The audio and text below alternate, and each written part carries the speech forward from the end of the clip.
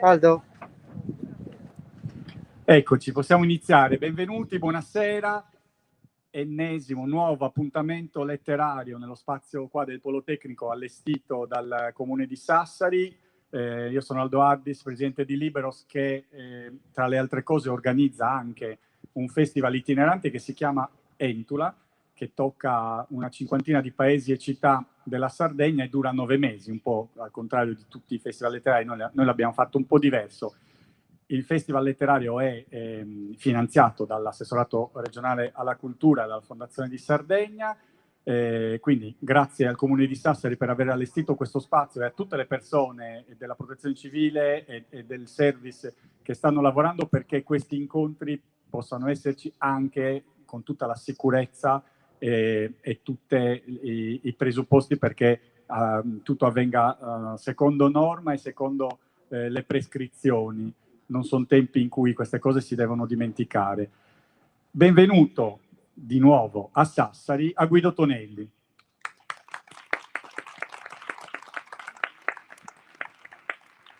È un grande piacere ospitare la presentazione del suo nuovo libro e per questo, anche per questo, ma soprattutto per l'amicizia che lega la città di Sassari a Guido Tonelli, l'Università di Sassari ci ha aiutato nell'organizzazione, quindi grazie a Antonello Mattone, a Plinio Innocenzi che ci aiuteranno nella conversazione e a Stefania Baggella che coordinerà l'incontro. Quindi questa cosa dell'università ci fa molto piacere, oltre che ci rende molto orgogliosi. Ci sono appunto per l'università i saluti di Carla Bassu. Posso dare direttamente la parola a Carla io? Certo. E poi te la prendi tu, non è che... Ok, allora iniziamo. Grazie Aldo, grazie molte naturalmente a Guido Tonelli, ma anche a Antonello Mattone, soprattutto a Stefania Baggella che hanno organizzato insieme con Aldo Addis questa presentazione di un libro bellissimo. Se non l'avete letto fatelo, è un libro in continuità con le pubblicazioni precedenti di Guido Tonelli che come i veri grandi sa spiegare con semplicità per quanto possibile cose molto complicate, almeno per me che sono giurista di formazione. Ecco, la lettura di questo libro è stata l'ennesima conferma di come appunto la maestria sia nel poter tradurre con semplicità concetti davvero difficili. Non rubo ulteriore tempo, passo la parola scusandomi purtroppo di dover andare via, scusandomi soprattutto con me stessa perché faccio un torto a me stessa privandomi dell'ascolto del racconto che verrà fatto oggi. È un libro ricchissimo, pieno di suggestioni, a partire dall'introduzione con questo bel ricordo di nonno Emilio in cui tutti penso ci possiamo ritrovare nel rapporto individuale che ognuno di noi ha col tempo. Quindi buona serata, grazie davvero a Guido Tonelli e a tutti voi.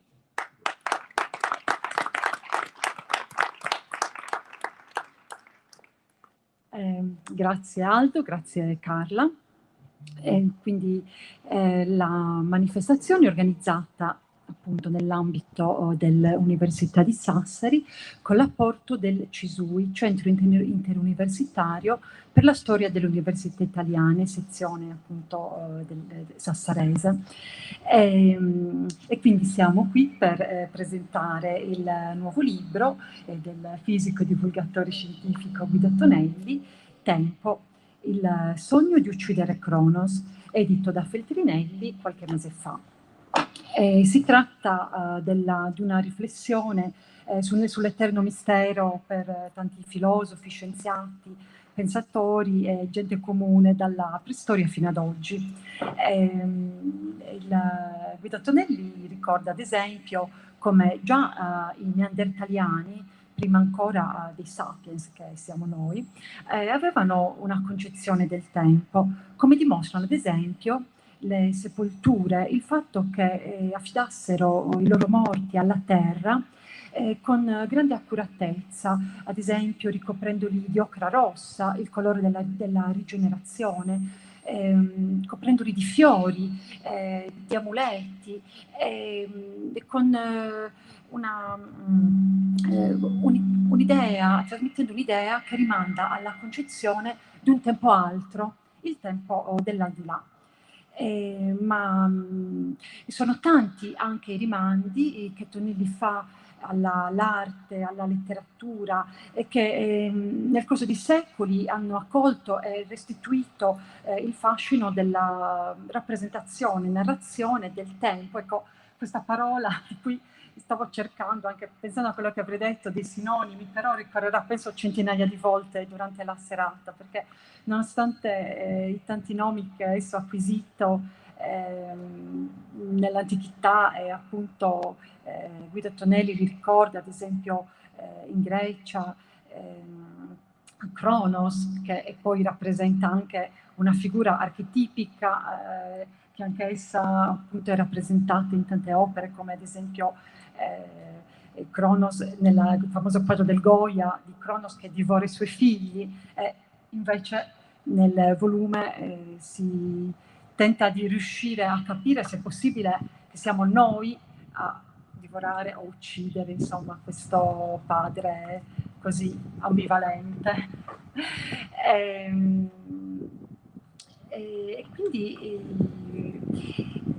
il tempo per noi, ecco, questo è un discorso che percorre tutto il volume,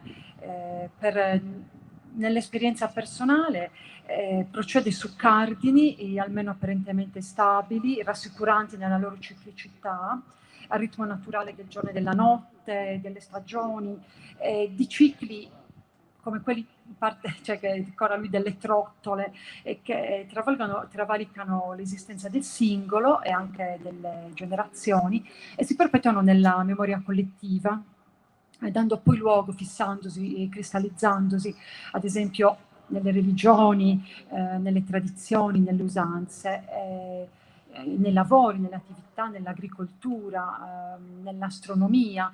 Infatti chi è in grado di predire e di valutare il tempo e le sue ricorrenze è stato ed è anche ha un forte potere. L'autore però ci pone anche davanti ad una serie di inquietanti interrogativi. C'è un tempo misurabile in maniera indubbia, scientifica, valido sempre ovunque. Possiamo non si sente? Ok. Hai aperto questo. Ah, ok. Possiamo fermare il tempo, viaggiare nel tempo, far tornare indietro il tempo, invertirne il corso. Vabbè, faccio un piccolo spoiler: c'è il tempo dell'infinitamente lontano, dell'infinitamente piccolo, il tempo dell'universo che esce dai cardini del nostro tempo. Quindi la fisica è riuscita a porre anche questo percorso, queste scoperte che prima sono state anche prefigurate dall'immaginazione, anche all'attenzione così dell'opinione pubblica più vasta, anche questo in un tempo diverso dalla scoperta all'eco sempre più vasto. Quindi molto importante riuscire a parlare a un ampio pubblico, oltre che anche di specialisti, che non significa semplificare, ma significa veramente trarre il succo di conoscenze profondissime. Insomma, per questo ne parliamo con l'autore, insieme a Plinio Innocenzi, professore ordinario di Scienza e Tecnologia dei Materiali presso il Dipartimento di Scienze Biomediche dell'Università di Sassari, e con Antonello Mattone, storico della cultura, delle istituzioni giuridiche e culturali, e cofondatore del CISUI, che poc'anzi ricordavo. Ma presentiamo innanzitutto Guido Tonelli, fisico del CERN di Ginevra, docente di fisica nelle università di Sassari dal 92 al 95 e poi a Pisa. Tonelli è uno dei padri della scoperta del bosone di Higgs, ha ricevuto il premio internazionale Fundamental Physics Prize nel 2013, il premio Enrico Fermi della Società Italiana di Fisica nello stesso anno, e la medaglia d'onore del Presidente della Repubblica del 2014. Quindi introduco innanzitutto il professor Plinio Innocenzi. Grazie Stefania. Buonasera a tutti, è veramente un piacere grandissimo essere qui questa sera proprio a parlare con il professor Tonelli di tempo. Però adesso vi dico cosa stavo dicendo prima, quando un po' si sentiva, no? Cioè io quando ho letto il libro, avevo già letto libri precedenti del professor Tonelli, in particolare quello sulla scoperta del bosone di Higgs, ma lì era una storia affascinante, insomma. Però leggendo il libro ho detto, questo libro lo può aver scritto solo una persona che ha fatto il liceo classico. Non sono andato a vedere nel curriculum, però gliel'ho chiesto e mi conferma che ha fatto il liceo classico. Anche io sono laureato in fisica e anche io ho fatto il liceo classico, e devo dirvi che adesso non so adesso nelle nuove generazioni, ma una volta i laureati in fisica, molti, se non una gran parte, venivano dal liceo classico, e questo ha avuto delle cioè quando si fa divulgazione scientifica, si racconta la scienza, è molto diverso l'approccio. Con il libro, ripeto, lo può scrivere questo tipo di libro solo una persona che ha una profonda cultura umanistica, cioè non c'è lo scienziato che si occupa di particelle, di quark, nel mio caso di nanosistemi, ma c'è una persona che collega la scienza con quella che è la società, la cultura e il passato. Ed è questo, secondo me, la parte bellissima di questo libro. Io vi invito a leggerlo proprio con questo spirito, con lo spirito di una persona che ha una cultura profonda, che è radicata nella nostra cultura, che è una cultura classica, umanistica, che non dobbiamo perdere. Io sempre ho profondamente creduto nel fatto, io sapete, sono un divulgatore soprattutto della storia scientifica del Rinascimento, perché è un periodo che mi affascina tantissimo proprio per questo motivo, perché in quel momento c'era Leonardo, c'era Francesco Di Giorgio, c'era Luca Pacioli, Piero della Francesca, persone che erano dei matematici, dei pittori, diciamo protoscienziati. Poi ci siamo divisi. Invece non c'è, secondo me questa è una divisione che non esiste, e credo che il professor Tonelli ce l'ha dimostrato una volta ancora di più. Io prima di passare la parola, poi c'è un sacco di domande, però lasciamo parlare il professor Tonelli, volevo solo citare una cosa che mi è piaciuta moltissimo, è la storia quando parla della lunga storia del tempo. Il tempo, poi ne parleremo dopo perché ho un po' di domande da fare, perché il tempo inizia, il tempo finisce. Quando chiedevano a Sant'Agostino si poneva il problema, no, che il tempo sia stato creato nel nulla e non entra in alcuna contraddizione con lo scenario di un Dio creatore del tutto.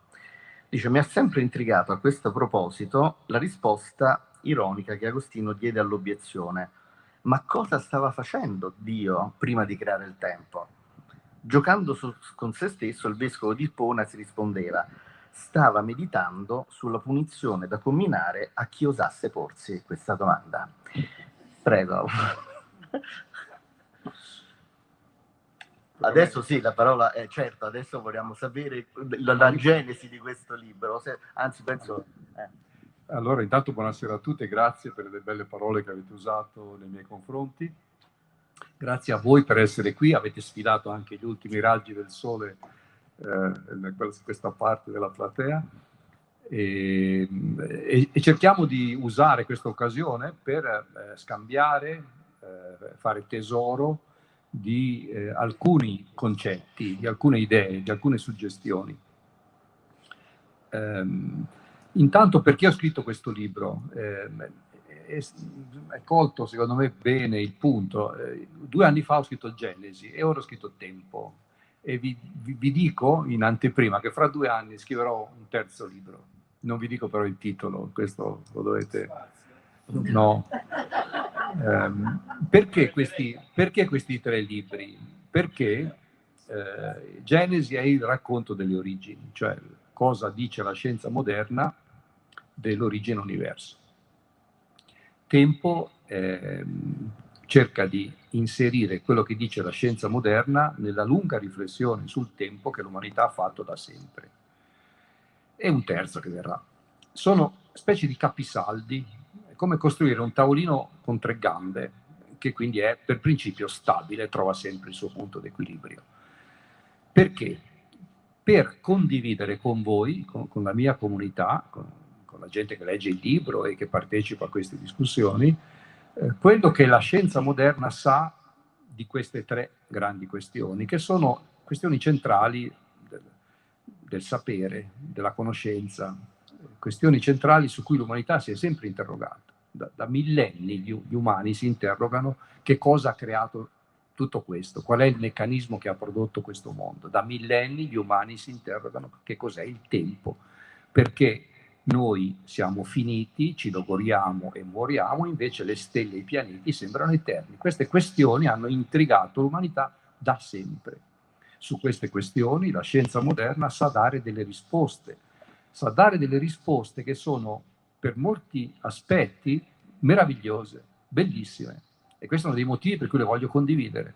Voglio condividere con voi, con i lettori, con il pubblico che viene a queste discussioni, la bellezza di questi concetti, che sono concetti complicati, ma bellissimi.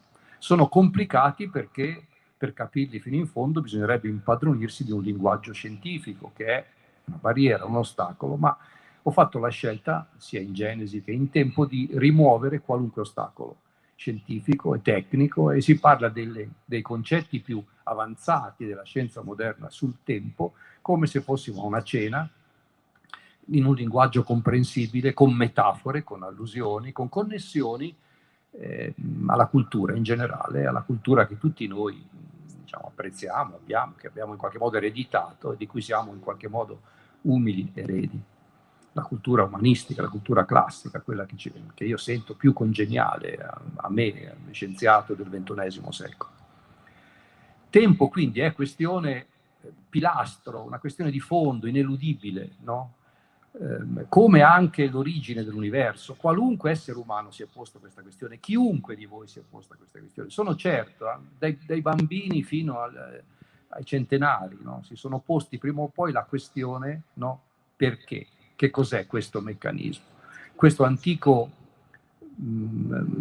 paura, no? Questa angoscia che ha attanagliato l'umanità da sempre, no? Voi immaginate per un secondo, appunto, i nostri lontani antenati, citava Neanderthal, neanche i nostri diretti progenitori, cugini, insomma, in qualche modo che si sono poi forse mescolati con noi. Stiamo parlando di 70.000, 80.000, 100.000 anni fa, che già si chiedevano, si capisce, avevano già costruito questa, no, concezione di passato, presente e futuro, questa divisione che a noi sembra naturale, ma non è naturale, no? È costruita, è una costruzione mentale, cioè organizzare il tempo in, no, il passato, il presente e il futuro. Solo chi ha questa concezione può pensare di inumare cadaveri, no? Perché immagina un futuro. Solo chi ha, più avanti, qui stiamo parlando di epoche successive, solo chi ha una chiara concezione del passato, presente e futuro mette da parte il cibo, cioè organizza provviste, costruisce vasi, cioè separa lo spazio in un contenitore e un non contenitore. Il contenitore contiene l'acqua, o contiene granaglie, o contiene semi. Hai un progetto per la tua comunità. Avere una chiara divisione del tempo significa avere un progetto, avere un'idea, avere un obiettivo da raggiungere, costruire una protezione dai periodi di carestia o dalla mancanza di acqua o da un qualunque avvenimento che possa perturbare l'ordine di questo piccolo gruppo. Quindi vedete, le questioni del tempo si intrecciano strettamente con la maniera con cui si organizza la società. Lo sappiamo benissimo oggi che stiamo facendo un salto di 50.000 anni in cui gli orologi dominano tutte le attività umane, no? Abbiamo un clock che definisce il ciclo del cellulare che abbiamo in tasca. Abbiamo un'infinita quantità di orologi, di clock, che definiscono i cicli delle macchine numeriche, i controlli degli aeroplani, delle macchine degli ospedali, degli studi in cui si sviluppano nuovi vaccini. Cioè tutte le attività umane sono regolate da questo ritmo incessante e frenetico di miliardi di orologi. Quindi la concezione del tempo si riflette nell'organizzazione della società. Nella società contadina non c'era bisogno di orologi, bastava il sorgere del sole, il tramonto, il mezzodì, le campane segnavano i momenti salienti della giornata, perché l'organizzazione economica di quella società non richiedeva forme più complicate. I primi orologi meccanici sono venuti quando si è avuto bisogno di commerci, no? Quindi di scambiare. Le città mercantili dei primi secoli del nuovo millennio sentivano il bisogno di stabilire una rete di commerci sempre più sofisticata, per la quale bisognava avere una misura del tempo migliore, e quindi i primi orologi meccanici che dividevano la giornata in ore, no? E poi in minuti. Non c'era ancora bisogno dei secondi, infatti non si usavano.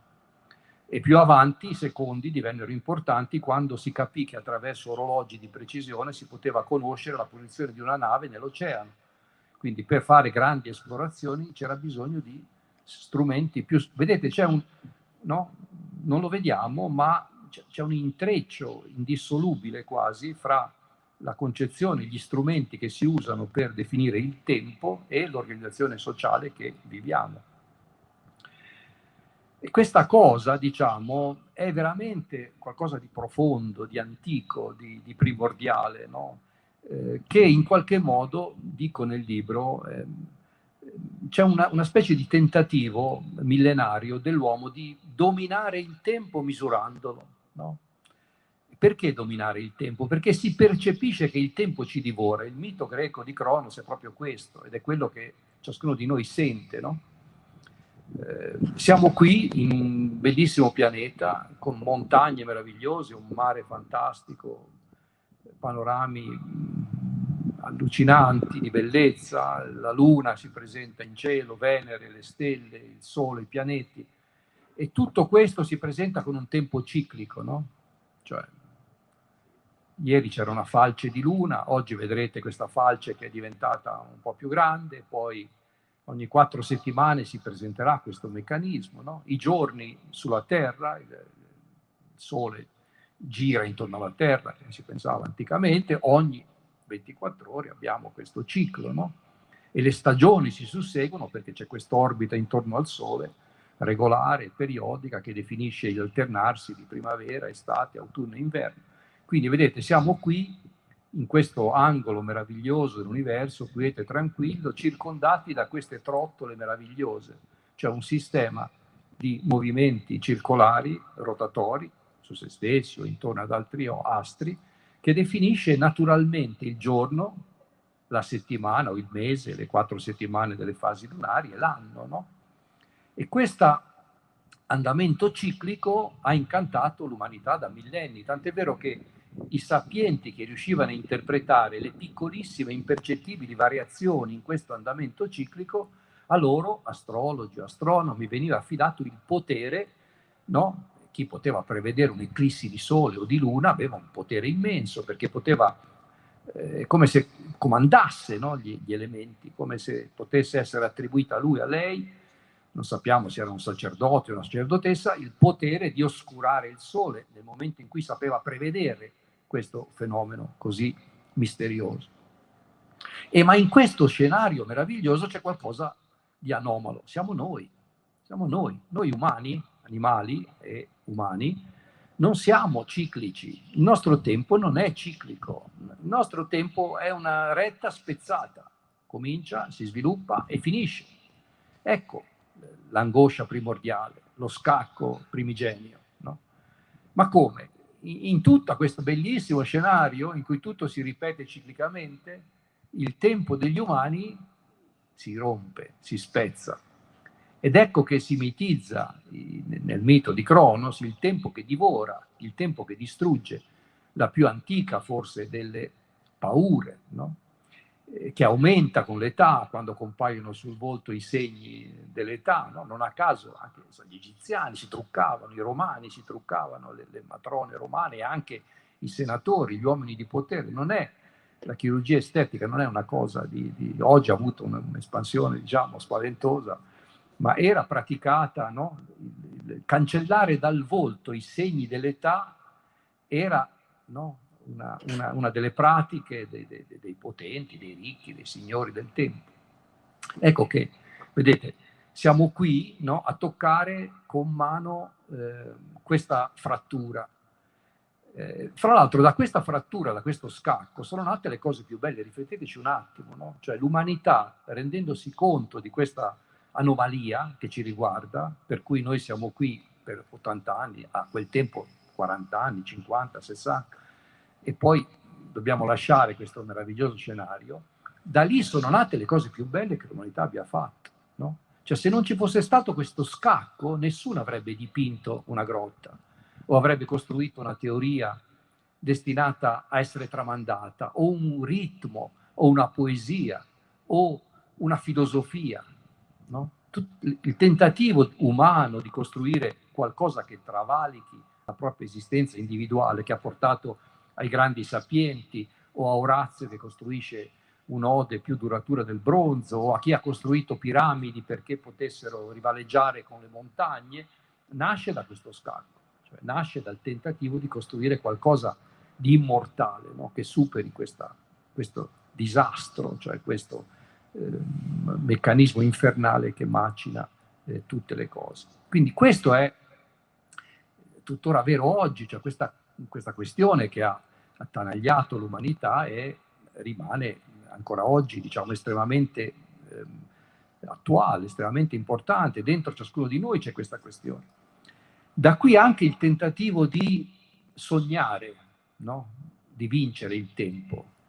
E si può pensare di vincere il tempo, di uccidere Cronos, attraverso strumenti mentali, attraverso tecniche, attraverso filosofie, attraverso religioni, no? Se voi pensate un secondo anche, diciamo, gli aneliti all'immortalità di molte religioni o gli andamenti ciclici previsti da alcune religioni orientali non sono altro che un tentativo di prendere la rivincita su Cronos, no? Cioè sì, tu distruggi me individuo, ma diciamo, no, qualcosa di me rimane per sempre, no?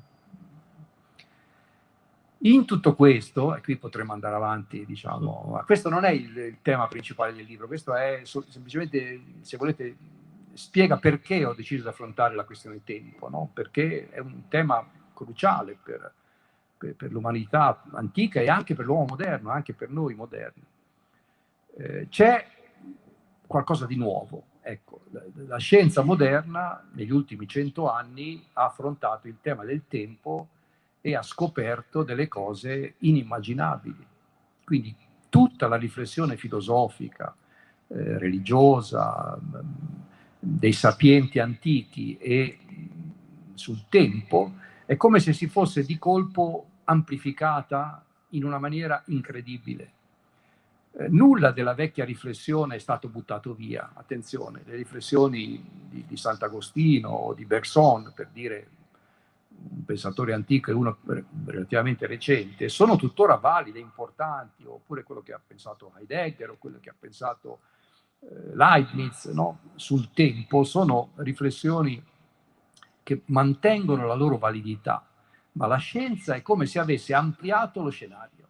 Ecco, è come se voi di colpo avessimo ammirato sempre un frammento di affresco, no? La riflessione filosofica sul tempo, che è bellissima e che di per sé meriterebbe una serata di discussione, non basterebbe probabilmente, è come se fosse un angolo, no?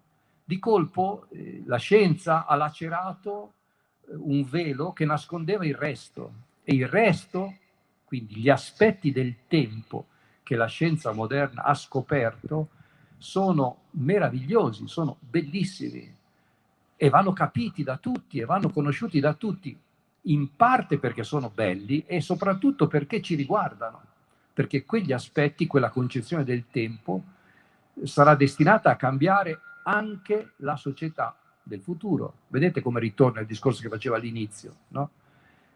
La concezione del tempo plasma la società, ne organizza i cicli, i ritmi. La concezione del tempo che abbiamo oggi come scienziati, che è molto diversa da quella comune, va conosciuta perché su quelle basi si organizzeranno le nostre società in maniera diversa. In maniera diversa. Chiudo questa breve, lunga parentesi, citando un punto, diciamo, magari poi dopo svilupperemo un po' le argomentazioni.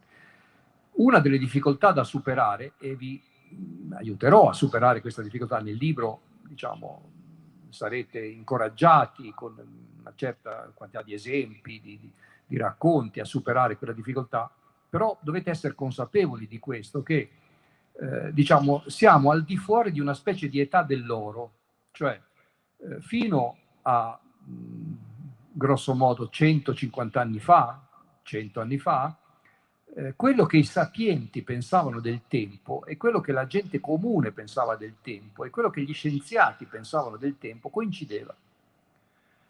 Cioè si immaginavano tutti, Newton, Kant, D'Alembert, diciamo, e l'uomo della strada, o se volete la persona colta del Settecento, dell'Ottocento, avevano la stessa identica concezione del tempo. E qual era questa concezione? Quella che abbiamo noi, quella che avete voi, quella che ho anch'io e che uso per la vita ordinaria. Cioè che ci fosse un grande, immenso orologio che ticchetta uguale per tutti. Tic-toc, tic-toc, tic-toc, no? E che il tempo per me è uguale al tempo per te. Sì, ci sono i fusi orari, ma diciamo, una volta che uno impara a correggere queste cose, diciamo, tutto torna, no? Cioè una concezione del tempo come un qualcosa di astratto, esterno agli avvenimenti, non modificato dagli avvenimenti. È quella concezione del tempo che ci ha fatto venire qui alle 7, no? Guardando l'orologio e il cellulare, ci siamo ritrovati qui. Una concezione del tempo in cui quello che avviene non modifica l'orologio, in cui la velocità con cui ci si muove o il posto in cui ci si trova non ha nessuna influenza su quel tic-tac, no? Questa è quella che abbiamo. Attenzione, dopo magari ne parliamo, questa concezione è strettamente collegata alla nostra esperienza e all'angolo di universo che occupiamo. Cioè, noi abbiamo un limite enorme nella nostra esperienza quotidiana per il fatto che siamo oggetti macroscopici. Io non peso quanto un elettrone, peso abbastanza, 80 kg, no? Non posso viaggiare a grandi velocità, la mia massima velocità sarà quella di un aereo, 1000 km all'ora. Quando, se fossi un oggetto molto piccolo, infinitesimo, potrei sperimentare direttamente velocità molto superiori, paragonabili a quelle della luce. Io non l'ho mai visto, un mio amico, un mio collega, li ho visti correre, ma non a velocità della luce, vanno a velocità di qualche decina di chilometri all'ora. Abito un angolo universo che è la Terra, la superficie terrestre, no? Mi sposto in Cina, in Africa, in Oriente, ma sto sempre a circa 6.460 km dal centro della Terra. Posso andare sull'Everest se sono ardimentoso e faccio 10 km più in alto, posso andare 8 km nella fossa delle Marianne, va bene anche quello, 10, quant'è? Ma sono sempre lì, sarà 6.470, 6.450, sempre a quella distanza.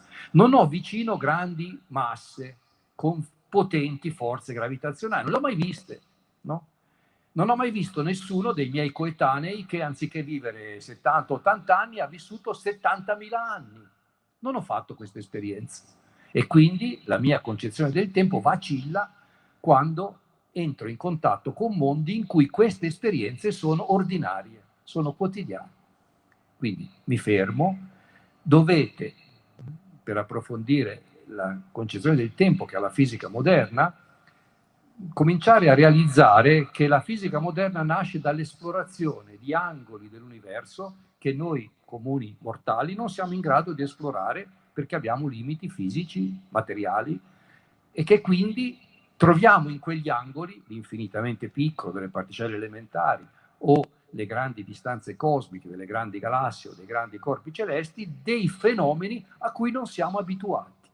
Ma il fatto che non siamo abituati a questi fenomeni da lì non dobbiamo ricavare l'arroganza di pensare che la nostra concezione del tempo, quella costruita in questo ambito molto limitato, valga anche in quelle zone.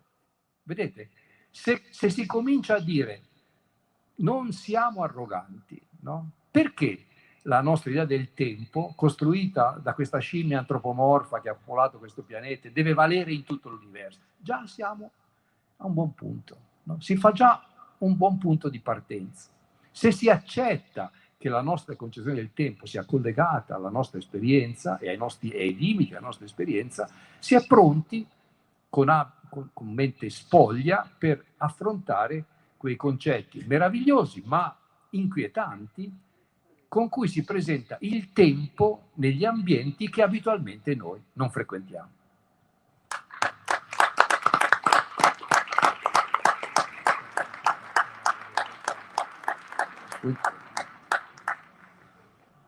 Nel tuo libro c'è un bel richiamo ad un quadro di Giorgione intitolato Le tre età dell'uomo.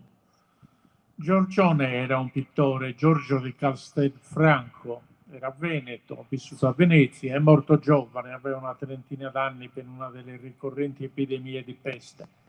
Era un pittore versato abbastanza sui simboli, perché ci sono almeno 2 quadri che hanno fatto scrivere fiumi di inchiostro agli storici dell'arte, i 3 astrologi e la tempesta, famosissima. Qual è la peculiarità di questo quadro? Praticamente ci sono 3 persone. Un bambino che avrà 10 anni più o meno, con un foglio in mano, l'uomo maturo, allora la vita era molto più breve di adesso, che ci avrà una trentina d'anni, che in qualche modo spiega al bambino il contenuto del foglio. E un vecchio. L'abilità di Giorgione qual è stata? Quella praticamente di fare 3 persone che sono le stesse. Cioè lui ha immaginato il bambino come diventava a 30 anni e poi come diventava a 60-70 anni. La peculiarità qual è? Che il vecchio non è interessato alla scena fra i 2, ma guarda il vuoto come una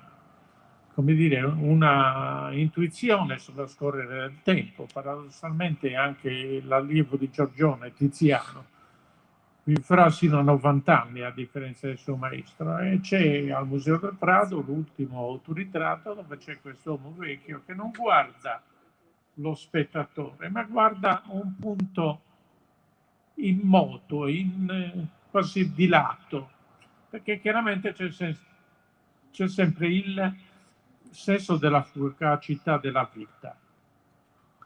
Un altro aspetto che riguarda un po' la dottrina cristiana che tu richiami è sempre un quadro, un affresco di Giotto, il giudizio universale nella Cappella degli Scrufeni.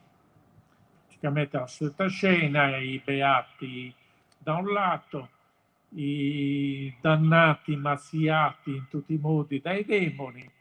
Però la cosa interessante qual è? Che se guardate in alto di questo quadro ci sono 2 angeli che avvolgono la scena come se fosse un poster. Perché?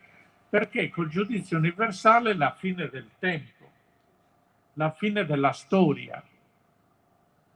E c'è un verso di un poeta anglo-americano, Eliot, cattolico e conservatore, tratto dai 4 quartetti, che praticamente esprime questo concetto della dottrina cristiana, che dice: tempo presente e tempo passato sono forse presenti nel tempo futuro.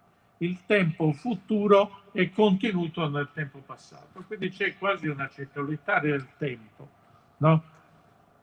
In qualche modo contraddice la tesi di Einstein che dice che il tempo non scorre uniforme. Un'altra cosa che riguarda direttamente un po' il mestiere di storico riguarda il mito di Faust.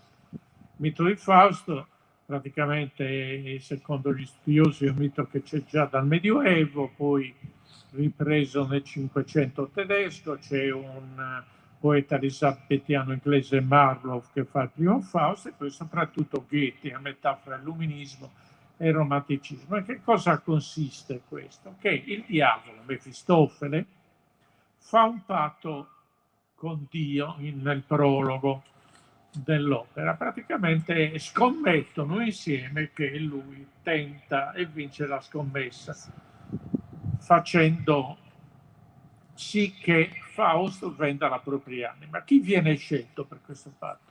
Viene scelto uno studioso, non a caso.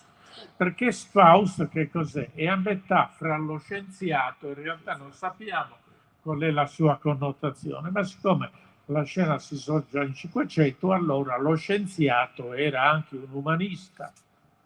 Quindi praticamente il diavolo gli fa l'offerta e Fausto lì vecchio con tutta questa pila di libri nella sua scrivania, che senso è quasi l'inutilità della ricerca a quella età, accetta. Perché? Perché praticamente l'offerta qual è? È quella che lui possa vivere un'altra vita col senno della vecchiaia e quindi non fare gli errori che magari ha fatto o i limiti della sua esistenza. In realtà poi come si svolge la trama, va nella taverna di Auerbach dove ci sono i migliori vini del mondo, che il diavolo fa uscire dalle tavole, ingravida Margherita e via dicendo. Però è questo, e quindi un po' questo mi serve un po' per introdurre il tempo storico di cui tu ti soffermi, perché sostanzialmente il tempo storico sostanzialmente non esiste, cioè siamo noi che in qualche misura lo ricostruiamo, perché pur con tutti gli strumenti della scienza storica messi a disposizione, le carte degli archivi per la storia contemporanea, la memoria dei protagonisti, per la storia medievale moderna i documenti o le cronache, per la storia romana le iscrizioni, per il mondo classico l'archeologia, quando non si scriveva e quindi si ipotizzava da come potessero vivere. Alla fine in qualche modo è una forma di finzione, nel senso che noi ricostruiamo, come diceva Machiavelli, leggendo Tito Livio, ricostruiamo il passato chiedendo delle domande sul presente. E in questo aveva ragione Benedetto Croce, che diceva che la storia è sempre contemporanea, nel senso che c'è sempre la nostra contemporaneità che chiediamo al passato delle risposte per il presente. E certamente anche tu, quando metti in evidenza, ne parlavi anche adesso, la realtà dell'uomo, cioè anche migliaia di poeti cosa hanno messo in evidenza, diciamo dai poeti cinesi a Leopardi, che c'è la natura con tutti i suoi ritmi che ritorna ogni anno, c'è il mito dell'eterno ritorno, della fioritura della primavera e via dicendo, mentre la nostra vita finisce, è molto breve, no? Però il problema qual è? Che rispetto a questa natura eterna, forse sul futuro non sarà più così, con l'effetto serra, con l'inquinamento, col fatto che probabilmente la natura dei nostri discendenti non sarà più quella di Leopardi che guardava dalla propria casa di Recanati la collina dell'infinito, dove peraltro dovevano fare un traliccio per l'alta tensione e solo la mobilitazione degli ambientalisti ha eliminato. Quindi è quello un po' il problema un po' del tempo storico. Il tempo storico è una macchina del tempo che noi mettiamo in azione, no? Ci sono dei versi di Bertolt Brecht che rispetto al conservatore Eliot, come sapete era comunista, sono tratti da un dramma intitolato Il soldato Zweig alla seconda guerra mondiale. Che cosa dice? Sotto la Moldava vanno le pietre, sepolti a Praga riposano tre re. A questo mondo niente rimane uguale, la notte più lunga, eterna non è. Quindi l'ultimo verso, la notte più lunga, eterna non è, ci dà un'idea del tempo, sia il tempo fisico in questo caso che anche del tempo storico. Ecco, come lo vedi tu questo tempo storico? Mi metti in imbarazzo. Antonello Mattone è una delle persone più colte che conosco in vita mia, e ogni volta è sempre un piacere sono conscio dei miei limiti, di ascoltare i suoi suggerimenti. Intanto Giorgione è uno dei miei pittori preferiti, io sono rimasto incantato di fronte a quel quadro e lo cito perché è bello. Intanto andatelo a vedere anche in una riproduzione, va bene lo stesso. Ho visto anche recentemente l'omologo che ha fatto Tiziano, le tre età dell'uomo di Tiziano. l'ho rivisto dal vivo, in prestito al Paul di Pezzoli, perché hanno fatto una mostra sul tempo. Ed era un tema ricorrente, quello delle 3 età dell'uomo, ma Giorgione c'ha qualcosa di più. Giorgione ha qualcosa di magico, di moderno, in ogni caso, diciamo, anche lì la questione del tempo per i pittori, no? È un tema molto dibattuto, su cui hanno lavorato. Per esempio Rembrandt ha fatto, no, decine di autoritratti che non vendeva, che teneva per lui, e è come se fosse, avete visto sui giornali ci sono alcune persone che si fanno la stessa fotografia nella stessa posa ogni anno, no? E poi si vede tutta la loro vita in un minuto, insomma. Ecco, Rembrandt non faceva ogni anno, ma insomma ha fatto tipo 40 autoritratti, e lui aveva una maestria spaventosa nel disegnare i dettagli. Se vedete un quadro di Rembrandt, guardatelo da 10 centimetri, oltre a guardarlo nell'insieme, la bellezza, la ronda, insomma, sono delle cose, capolavori totali. Però poi a un certo punto avvicinatevi e guardate veramente come usa il pennello, i pennellini, i singoli peli che usava per fare le venuzie, o per fare diciamo, la pelle che diventa, si disfa, no? Tra l'altro nei suoi quadri ultimi è come se lui avesse prodotto un disfacimento della forma e della pittura e del colore che anticipa il Novecento, che anticipa la fine dell'Ottocento, che anticipa proprio le tecniche pittoriche moderne, come se, no? Col disfacimento della forma e della bellezza e della giovinezza si disfacesse anche lo strumento con cui viene rappresentata la figura. Lo trovo meraviglioso. Tutto questo fa parte di quella riflessione di cui si parlava in precedenza, no? La riflessione sul tempo e sulla nostra finitezza, diciamo, con tutti i miti che questo ha comportato.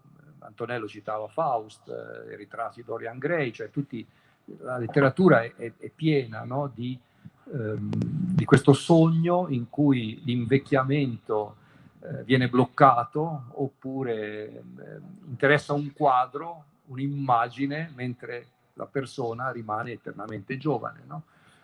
C'è il mito di Nosferatu, del mai morto, che fra l'altro è tristissimo nella versione originale, un personaggio che il cinema ha reso un po' spettacolare, ma che nasconde una profonda tristezza, perché lui non potrà mai avere relazioni, rapporti, potrà mai essere ricco umanamente, perché moriranno tutte le persone care, quindi vive in una solitudine terribile, questo stato no, che testimonia i tentativi che l'umanità ha fatto di liberarsi di questa ossessione.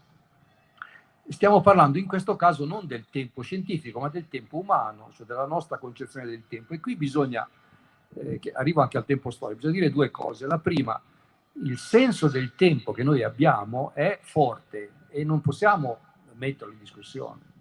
Perché abbiamo senso del tempo? Abbiamo una specie di sesto senso, anche se non c'è un organo specifico che lo organizza. L'organo è il cervello, però per esempio abbiamo, non solo noi, ma molti animali, addirittura anche molti insetti, abbiamo un forte senso della durata, dell'attesa, della valutazione temporale degli avvenimenti. Perché lo abbiamo? Abbiamo perché è necessario per sopravvivere. Cioè, se un animale non avesse senso del tempo, non potrebbe ordinare gli eventi in una sequenza che porta a capire la causalità, no? Siamo andati a cercare radici, il mio cugino ha preso delle radici, le ha mangiate, si è sentito male ed è morto. Quelle radici non si mangiano. Cioè, riuscire a costruire questa sequenza presuppone una sequenza temporale. E il senso del tempo è un qualcosa che costruiamo con i sensi che abbiamo e che organizzano gli avvenimenti che ci succedono in un ordine, no? In un prima, dopo, durante. E questo ordine è fondamentale per sopravvivere. Siamo andati in quella zona e c'erano le belve feroci la sera ad abbeverarsi. Non ci andiamo perché è pericoloso, no? Quindi questi sono meccanismi atavici che abbiamo dentro di noi che continuano a funzionare. Addirittura gli studiosi hanno scoperto insetti come le api hanno il senso del tempo. Hanno fatto esperimenti in cui veniva offerto del cibo ad api esploratrici in un certo posto a una certa ora e l'ape esploratrice si presentava in quel posto all'ora giusta. Sapevano valutare, cioè, la durata e il posto, collegare lo spazio e il tempo giusto per avere cibo. Strumento di sopravvivenza.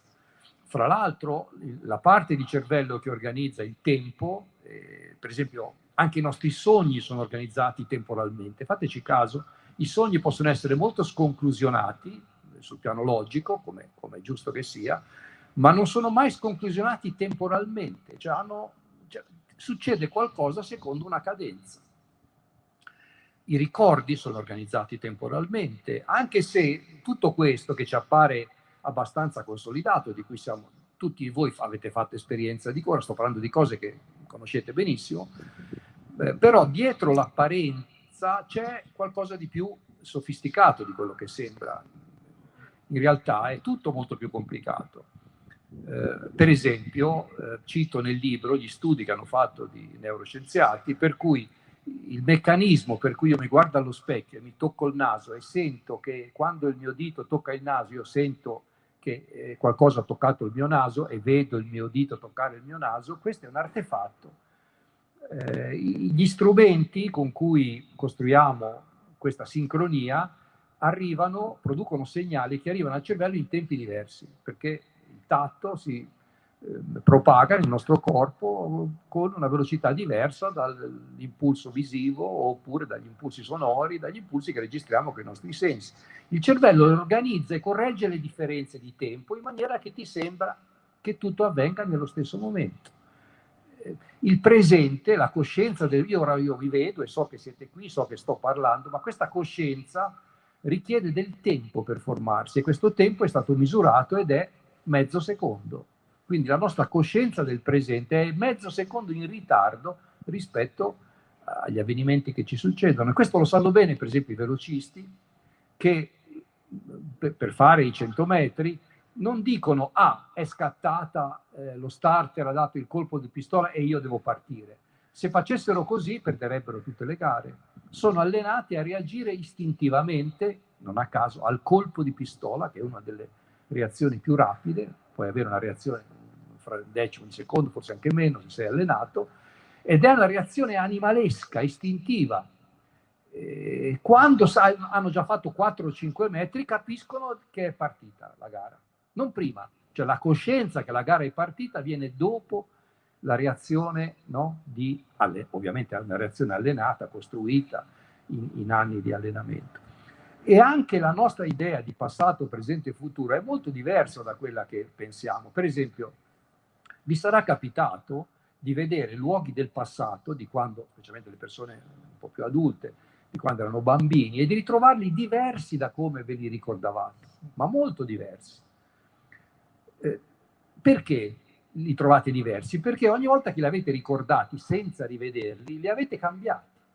Avete cambiato quel ricordo. Il passato non è statico, non è fermo, non è come in un computer che c'è una cella di memoria in cui tu registri quello che c'è scritto in quella cella di memoria e lo ritrovi esattamente come l'hai scritto. Il cervello non è così, è plastico. Ogni volta che ricordate un avvenimento lo cambiate, lo modificate, lo cambiate in modi spesso imprevedibili, lo cambiate sulla base del presente, cioè il presente cambia il passato. Il vostro presente attuale, se state bene, se state male, se siete angosciati, se ricordate un qualcosa che vi ricorda un dolore attuale, questo qualcosa che ricordate nel passato viene trasformato. Se quel qualcosa bellissimo che avete avuto nel passato vi risuona con una meravigliosa sensazione del presente, quella cosa bellissima diventerà una cosa diversa da quella che avete provato. È così. E lo stesso il futuro. Per esempio, noi siamo qui stasera e ciascuno di noi ha un'idea di quello che succederà nelle prossime settimane o nei prossimi mesi. Finirà questa pandemia o ritorneremo ad avere le chiusure, avere i problemi. Vedete? E questo futuro immaginato condiziona il presente. Il futuro non è qualcosa che succederà, è qualcosa che sta già è intrecciato con le nostre esperienze quotidiane, dell'oggi, no?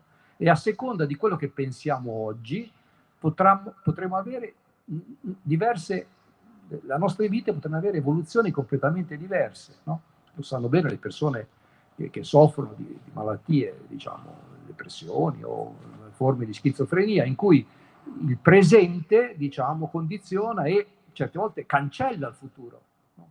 Al punto che non ci sono speranze, no? Non c'è nessuna possibilità, non c'è neanche l'idea del futuro quando uno sta troppo male. Tutto questo avviene nel nostro cervello e non a caso la concezione del tempo che abbiamo varia a seconda dello stato d'animo, perché le parti del cervello che organizzano i sensi che ci danno queste informazioni sono molto vicine alle emozioni, alle parti che gestiscono le emozioni.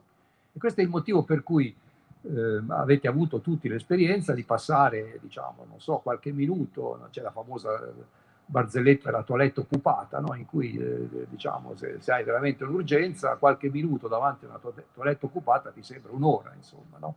E viceversa, la chiacchierata con il partner, il ragazzo o la ragazza che, diciamo, con cui adoravi, diciamo, uscire a cena, quelle 2 ore passate in quel ristorante sono 10 secondi, no? Perché è stato tutto così leggero e meraviglioso che il tempo è volato. Ecco, questo non sono sensazioni che non si spiegano, hanno spiegazioni molto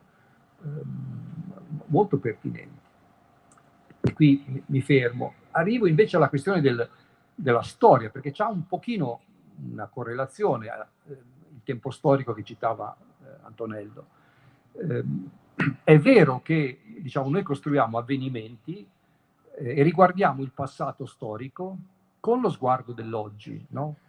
E per certi versi lo plasmiamo, lo cambiamo, no? Lo sguardo moderno ci fa vedere nel passato delle cose che nessuno aveva visto.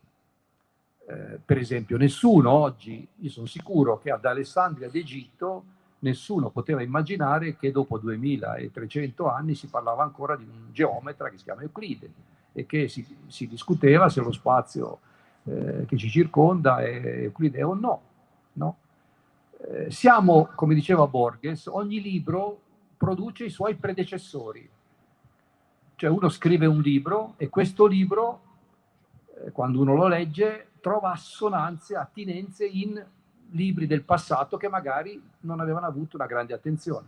Pensate a Vermeer, un pittore che ha vissuto una vita, diciamo, normale, piuttosto anonima, produceva quadretti di queste dimensioni, nelle Fiandre ricchissime in cui imperversavano i grandissimi Rubens e così via. Diciamo, lui non aveva successo, sì, faceva parte della confraternita di San Luca, aveva qualche committente, ma nessuna opera di vero valore. Fino a che nell'Ottocento si riscopre questo grandissimo pittore ed è con l'occhio dell'Ottocento che se ne apprezza la grandezza e si cambia il passato, no? Quando ora i 20 o 30 quadri di Vermeer sono contesi a tutti i musei di tutto il mondo, è successo che il futuro ha cambiato il passato, che un pittore anonimo è diventato un grandissimo del Seicento. Quindi è vero per certi versi che nel momento in cui guardiamo alla nostra storia del passato, cambia la nostra idea della storia e del nostro passato sulla base di quello che oggi sappiamo. Però non sono d'accordo che sia aleatoria. Cioè, questo avviene anche in campo scientifico, no? Cioè io oggi vedo la gravità in una maniera diversa da come la vedeva Newton, perché c'è stato Einstein e che mi ha fatto capire un modo diverso di vedere la gravità che è diventato più ricco, che ci permette di capire dettagli che prima erano incomprensibili, ma che include la versione di Newton come un caso particolare, un caso limitato. Così penso possa avvenire anche per la storia. Diciamo che Brodel faccia, non so, la storia del Mediterraneo, dei commerci, degli incroci, fa capire qualcosa di più, no? Che era stato ignorato fino a quel momento e forse mette in una luce secondaria alcuni fenomeni che interessavano quello che era avvenuto nel Mediterraneo in quei secoli, dando più rilievo ai traffici, alle relazioni, ai commerci fra i due sponde del Mediterraneo. Per certi versi non cancella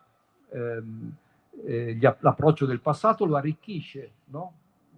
È come se accentuasse di una musica alcuni toni, ma non la uccidesse del tutto, cioè non la cancellasse del tutto.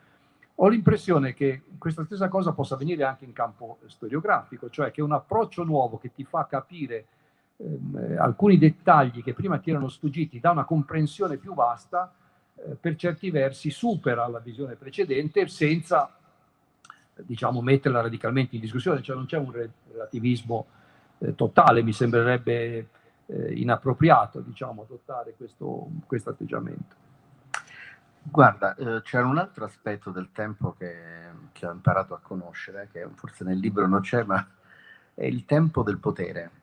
Quando abitavo a Pechino, un giorno sono andato nello Xinjiang, la capitale Urumqi, che ha 4 ore di aereo, cioè 4 fusi orari da Pechino, e insomma la mattina il programma era colazione alle ore 12, inizio della conferenza alle ore 11 e pranzo alle 17.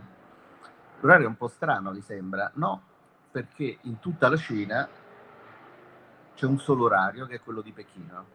Sono 4 fusi orari di differenza, ma l'ora è sempre quella di Pechino, non cambia. Questa è la regola. Cioè il potere piega il tempo, lo cambia. E questo è un altro aspetto che secondo me è molto interessante. Un'altra cosa, nel libro ci sono tutti questi esempi che ha citato anche Antonello, si rifanno all'arte, alla pittura. C'è questa cosa anche molto interessante, no? Dei pittori che si fanno l'autoritratto. Se vi ricordate, c'è una delle cose più sconvolgenti del film La grande bellezza, è quando a un certo punto questo, diciamo, artista mostra tutte le foto fatte praticamente giorno per giorno da quando è nato dal padre e poi da lui. È una cosa sconvolgente perché dà l'idea del passaggio del tempo. Però adesso vorrei fare quello che non bisogna fare, cioè la domanda che faceva Sant'Agostino, e quindi ci sarà una punizione, però la devo fare questa domanda. Cosa c'era prima di T0? C'era un tempo prima del tempo? È possibile immaginare un tempo prima del Big Bang? Cosa c'era prima, secondo te? Ora bisogna adesso devo essere punito, vero? Vi allacciate le cinture di sicurezza, perché entriamo nel territorio difficile, diciamo.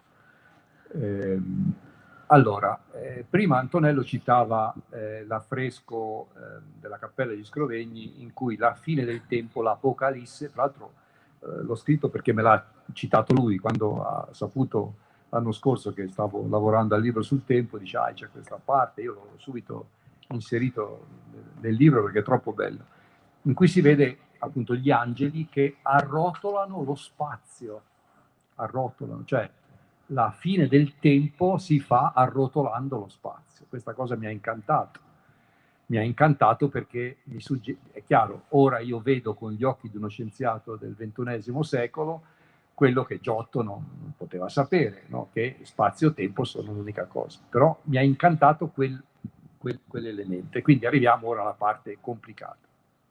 Cioè, lasciate da parte l'orologio unico che ticchetta dappertutto e cerchiamo di capire cosa dice la scienza moderna del tempo. Lo faremo rapidamente, ma si può fare, non è i concetti di base, diciamo. Se poi siete interessati, leggete il libro, troverete ampie spiegazioni. Cioè, com'è che si rompe quell'età dell'oro? Si rompe quando una persona, Einstein, all'inizio del Novecento, si pone un problema a cui non interessava, diciamo, nessuno all'inizio del Novecento, nell'Europa all'inizio del Novecento, nessuno poteva interessare meno di questa questione che invece intrigava Einstein. E lui diceva, ma cosa succede se un elettrone in orbita emette un fotone? A che velocità va questo fotone? No? Allora, voi pensate, Belle Époque, crisi dei grandi imperi, sta per arrivare la prima guerra mondiale, e poi ci sarà il fascismo, e poi la crisi del 29. Tutti i problemi dell'umanità erano altri, ma questo gruppo di una trentina di scienziati si interrogava su un esperimento immaginato, non lo poteva vedere, lui immaginava, lui dice, se io sono Galilei dice, ci ha insegnato che se io sono su un carro che viaggia a 40 km all'ora, trainato da cavalli, lancio un sasso in avanti e il sasso viaggia a 40 km all'ora rispetto a chi lo lancia, rispetto a terra il sasso viaggia a 80 km all'ora, 40 del cavallo più 40 del sasso. E lui dice, ma se faccio la stessa cosa con un raggio di luce, no? Se lancio un fotone, non un sasso, ma un fotone, la luce come fa ad andare più veloce della luce? Nulla può andare più veloce della luce. No? Vedete? Ci si intrappolava, no? Se non c'è nulla, le leggi dell'elettromagnetismo che sono state elaborate da qualche decennio ci dicevano che quella velocità lì è la velocità massima che no? Nulla può superare quella velocità. Ma allora, se nulla può superare quella velocità, come ti spieghi che un fotone, una particella di luce lanciata da un oggetto in movimento, un elettrone, anziché viaggiare a c più la velocità dell'elettrone, viaggia a c? No? Quindi i casi sono due. O è sbagliata l'idea che non c'è nulla che possa viaggiare a velocità superiore a c, oppure cos'altro si può fare? E dice, beh, se non rinunciamo a quella ipotesi, l'unica possibilità è che, siccome la velocità è spazio diviso tempo, no? È semplice, spazio diviso tempo. O lo spazio si raccorcia o il tempo si dilata. Vedete? Eccola qui, relatività speciale, già fatto tutto. Lui dice, se non rinuncio a questa cosa, vuol dire che quel raggio di luce traversa, quando si muove a c, vede lo spazio accorciarsi. Ecco che si spiega perché la sua velocità rimane c. Oppure il suo tempo si dilata, stessa cosa. Quindi vedete, insieme si scopre che quando viaggia a velocità molto elevate, lo spazio si deforma e il tempo si deforma. Tac, rotto tutto. Di colpo, con un ragionamento elementare, si spezza una riflessione millenaria. Lo spazio e il tempo non sono quella struttura astratta in cui avvengono gli avvenimenti, che osserva gli avvenimenti imperturbabile. Il tempo assoluto, lo spazio assoluto di Newton, di Kant, no? Quello che anche noi immaginiamo. Noi non immaginiamo che questo spazio possa cambiare a seconda della velocità con cui la attraversiamo. Questo anfiteatro rimane così. Non immaginiamo che la nostra vita, quella che sia, i 70, 80, 100 anni che ci toccano, possano diventare 10.000 se ci muoviamo a velocità molto elevate. Non l'abbiamo mai visto avvenire, non possiamo neanche immaginarlo.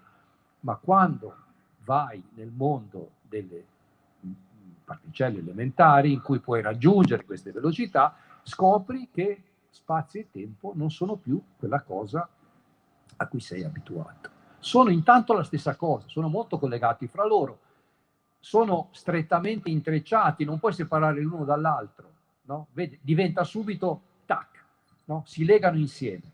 Secondo, la velocità con cui ti muovi li deforma, li cambia. Cioè, viaggi a velocità della luce, il tempo si ferma. Viaggi a velocità 90% della velocità della luce, il tempo si dilata enormemente. Noi acceleriamo particelle elementari, alcune di queste particelle vivrebbero 2 milionesimi di secondo, 2 milionesimi di secondo, e io li vedo vivere 2000 milionesimi di secondo, 2000 o 20.000, cioè 80 anni, 80.000. Cioè, come se vedessi un mio coetaneo che fa jogging tutte le mattine e che anziché campare 80 anni, campa 80.000 anni. Farei anch'io jogging tutte le mattine. È chiaro, siamo, vedete, lontani dalla nostra esperienza, ma attenzione, il fatto che non abbiamo mai esplorato nella vita quotidiana quel mondo non vuol dire che ci dobbiamo aspettare che quel mondo si comporti come, no, il nostro mondo. Vedete? Dobbiamo non essere arroganti. Siccome non abbiamo mai visto cosa succede a oggetti molto piccoli che si muovono a grande velocità, dobbiamo accettare che le cose siano così diverse. Prima rottura. La seconda, ancora più eclatante, no? Quando Einstein, riflettendo su spazio-tempo e gravità, sviluppa la relatività generale, no? 11 anni dopo la relatività speciale, 1905, siamo nel 1916, in quella stessa Europa tormentata da tutt'altri problemi, e lui comincia a ipotizzare questa nuova versione della gravità che si può riassumere così. Anche qui c'è un'equazione bellissima che la descrive, ma per capirla bisogna padroneggiare gli strumenti matematici che la gente comune non ha. Però raccontata così come ve la sto raccontando io, altre, è corretta ed è giusta. Dice Einstein, spazio-tempo è incurvato da massa-energia. E lo spazio-tempo incurvato fa muovere la massa-energia. Punto. Finito lì. Quindi, vedete, lo spazio-tempo, immaginate una specie di struttura, una rete, se non c'è massa-energia sta lì bello tranquillo. Se io ci metto nello spazio-tempo una massa, il Sole, questo incurva lo spazio-tempo. Incurva lo spazio e il tempo. Cioè, il tempo viene cambiato dal fatto che vicino c'è una massa. Vedete, siamo lontani agli antipodi dell'idea che il tempo e lo spazio siano indifferenti a quello che succede nel teatro. No, il teatro cambia a seconda del pezzo che viene rappresentato. Seguite? Questo ci dice la scienza moderna. Quando si cambia lo spazio-tempo, la massa-energia segue, deforma le linee deformate. Ecco qui. C'è il Sole, deforma lo spazio-tempo, fa una buca e la Terra orbita intorno a questa buca.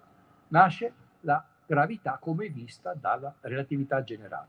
Con una conseguenza, anzi due, mostruose. Quando vi dicevo prima l'affresco, no? Vedete, ora stiamo aprendo il resto dell'affresco. No? Ora abbiamo visto il tempo, quello della riflessione filosofica, il nostro senso del tempo, quello è l'angolino dell'affresco. Ora guardate tutto il resto, è un affresco gigantesco. In questo affresco gigantesco c'è scritto: lo spazio-tempo sono un'unica cosa, dipendono dagli avvenimenti, cioè risentono degli avvenimenti, gli eventi, i fenomeni modificano lo spazio-tempo. Ancora più incredibile, è una sostanza materiale. Questo veramente supera qualunque immaginazione. Cioè nessun filosofo aveva immaginato mai che intanto spazio e tempo fossero la stessa cosa, due aspetti della stessa cosa, e poi che fossero una sostanza materiale come questo tavolo. Spazio-tempo è come questo tavolo, non so come spiegarvelo. Noi ne abbiamo una percezione astratta perché è molto rigido. Cioè io, vedete, se il tavolo lo colpisco, voi sentite il suono. Perché? Perché l'energia che ho dato al tavolo l'ha fatto vibrare, le vibrazioni si sono trasformate in onde di compressione che hanno fatto vibrare il vostro timpano e voi avete sentito il colpo che Guido Tonelli ha dato sul tavolo. Ora io ho dato un colpo allo spazio-tempo e non sentite nulla. Perché non sentite nulla? Perché lo spazio-tempo è molto rigido. Non è elastico e leggero come il tavolo, è estremamente rigido. È una sostanza materiale che occupa tutto, quello che non è materia, energia, tutto il resto è spazio-tempo, estremamente rigido. Così rigido che per deformarlo ci vogliono grandi masse, il Sole, i buchi neri. Guido Tonelli non lo cambia lo spazio-tempo perché 80 kg non gli fa un baffo allo spazio-tempo. Ci vogliono grandi pianeti, grandi stelle, galassie o enormi corpi celesti per modificare lo spazio-tempo. E come si fa a dare un colpo allo spazio-tempo e a farlo vibrare per essere sicuri che sia una sostanza materiale? No? Io ho colpito il tavolo, ha vibrato, e voi siete sicuri che ho colpito non una cosa evanescente, ma una sostanza materiale. Lo spazio-tempo, per farlo vibrare, bisogna colpirlo con oggetti così forti, così robusti, da permettere a quell'oggetto rigidissimo di oscillare. Questi oggetti, fino a 5 anni fa, non si sapeva che questo fenomeno potesse avvenire. Due buchi neri massicci si urtano e lo spazio-tempo vibra, come quando lancio un sasso nello stagno, e vibra tutto lo spazio-tempo. Attenzione, tutto l'universo. Quando due buchi neri di 30 masse solari si sono scontrati, sono fusi in un unico oggetto, l'intero universo ha vibrato. Il colpo che avete sentito, l'hanno sentito nessuno, perché nell'universo non c'è rumore, ma le vibrazioni dello spazio-tempo, cioè queste leggere oscillazioni di questa sostanza materiale, eterea, rigidissima, ma materiale, altrettanto materiale di un pianeta, di una stella, solo molto più tenue, meno densa, ha vibrato per tutto l'universo, al punto che è arrivata fino a noi a distanza di 1.400.000.000 di anni luce. Quindi l'energia, no? Come a voi è arrivata l'energia dell'onda sonora di vibrazione, l'energia trasportata dalla sostanza materiale spazio-tempo è arrivata fino agli interferometri terrestri 1.400.000.000 di anni luce di distanza. La prova che lo spazio-tempo è una sostanza materiale, contiene energia, può oscillare, può vibrare, è così, è davanti agli occhi di tutti. Ancora più incredibile, attenzione, Einstein non ci credeva, le sue equazioni prevedevano questo, prevedevano che erano possibili le onde gravitazionali, sto parlando di questo, e lui era il primo scettico a dire, boh, sarà così, ma penso che non verranno mai rivelate, e molti scienziati fino a 5-6 anni fa erano convinti che non saremmo mai stati in grado di rivelare. E sapete perché le abbiamo rivelate? Perché non sapevamo che c'erano così tanti buchi neri nell'universo. Nessuno aveva ipotizzato che i buchi neri fossero così frequenti che due potessero scontrarsi, fare un tamponamento. Non si sapeva, si pensava che i buchi neri fossero così rari che la probabilità che due si incontrassero era praticamente nulla.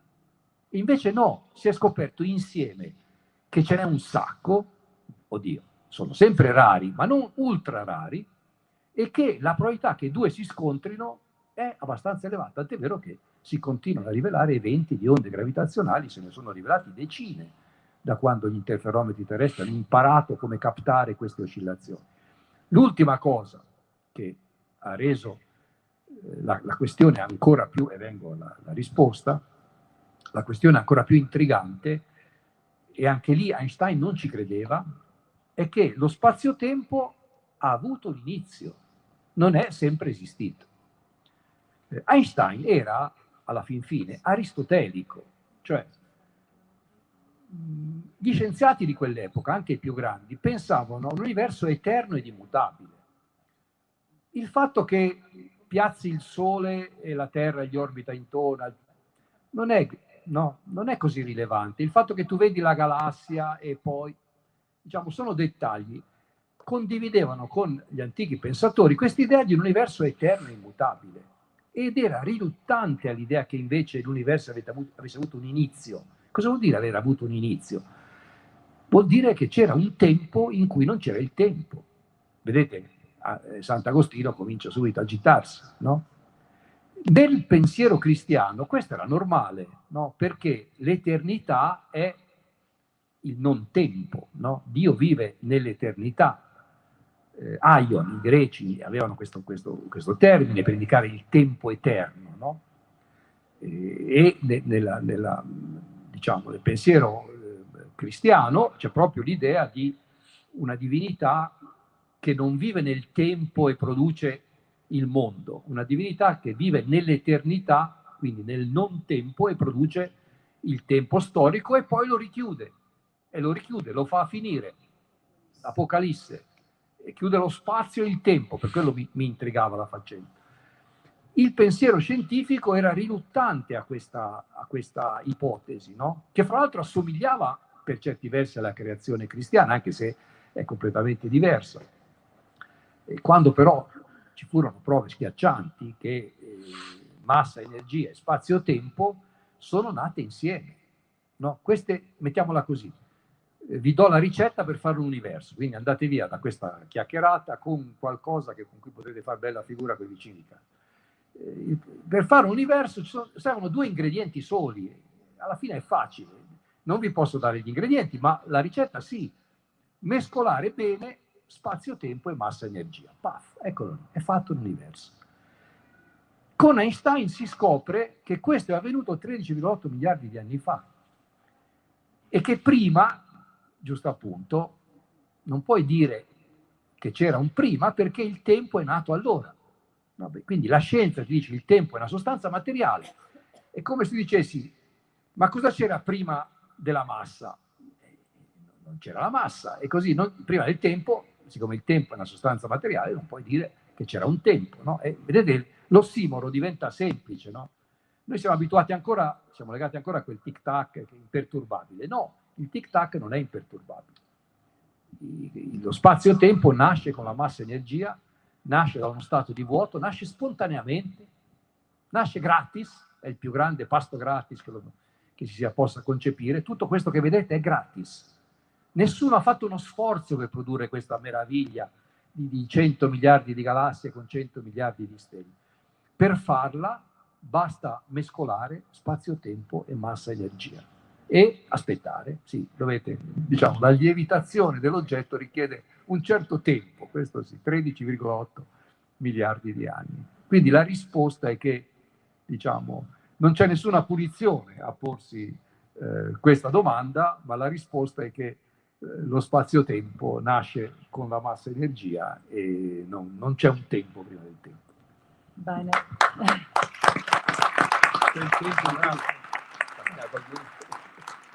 Grazie a Guido Tonelli per questa relazione veramente affascinante che ha tenuto rapito l'auditorio.